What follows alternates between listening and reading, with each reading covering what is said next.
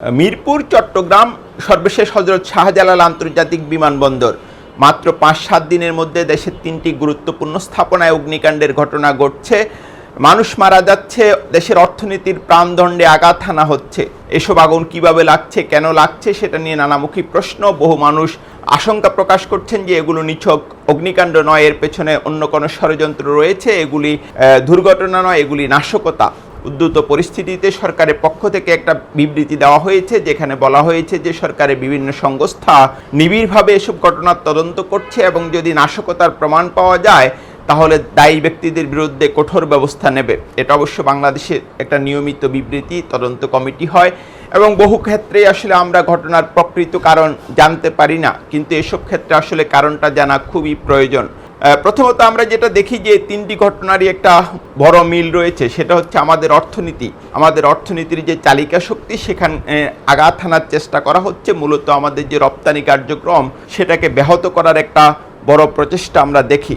মিরপুরে বড় ধরনের প্রাণহানির ঘটনাও ঘটেছে। চট্টগ্রাম কিংবা হজরত শাহজালাল আন্তর্জাতিক বিমানবন্দরে প্রাণহানির ঘটনা না ঘটলেও আমরা যেটা দেখি যে সেখানে অর্থনীতির একটা বিপুল ক্ষতি হয়েছে। এখন একটা বড় প্রশ্ন দেখা দিয়েছে, এসব অগ্নিকাণ্ড নাশকতা কিনা।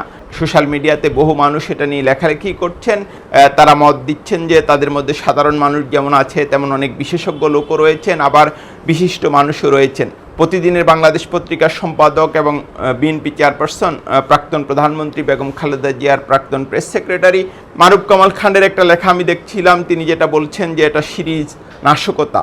তা আমরা যেটা দেখছি যে নানা মহল থেকে আশঙ্কা প্রকাশ করা হচ্ছে যে এটা নিছক অগ্নিকাণ্ড নয় এবং এটা এক ধরনের নাশকতা, যেটা আমি এর মধ্যে উল্লেখ করেছি যে এখন এটা নাশকতা না নিছক অগ্নিকাণ্ড, এটা আসলে বের করার সবচেয়ে বড় মাধ্যম হচ্ছে সরকারি তদন্ত এবং আমাদের এখন পর্যন্ত তদন্ত সংস্থার উপরই নির্ভর করতে হচ্ছে।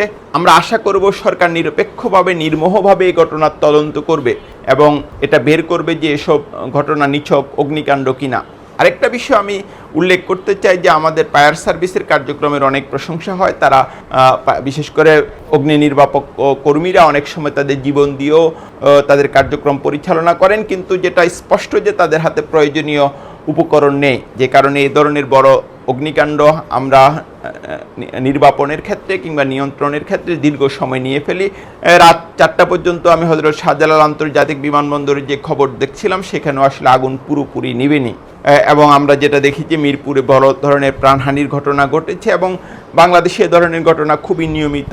যেটা দেখা যাচ্ছে যে এখানে অনেকে আইন মানছেন না এসব কারখানা করার ক্ষেত্রে। আবার আরেকটা বিষয় যেটা খুবই উল্লেখযোগ্য যে আমাদের ফায়ার সার্ভিসের যে সক্ষমতা সেটা নিয়েও প্রশ্ন দেখা দিয়েছে। ফায়ার সার্ভিসকে অবশ্যই আরও সক্ষম করে তুলতে হবে এবং এসব ঘটনা আর যে 3টি আগুন, বড় আগুন এবং আমাদের অর্থনীতিকে আঘাত করেছে যেসব আগুন, এগুলো নিয়ে নির্মোহ তদন্ত করতে হবে।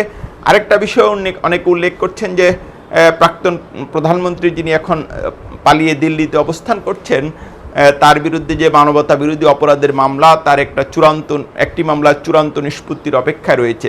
আশা করা যায় যে কয়েকদিনের মধ্যে এই মামলার রায় ঘোষণা করা হবে। এই রায় ঘিরেও দেশে কোনো নাশকতা চলছে কি না সে প্রশ্নও কিন্তু বাড়ছে।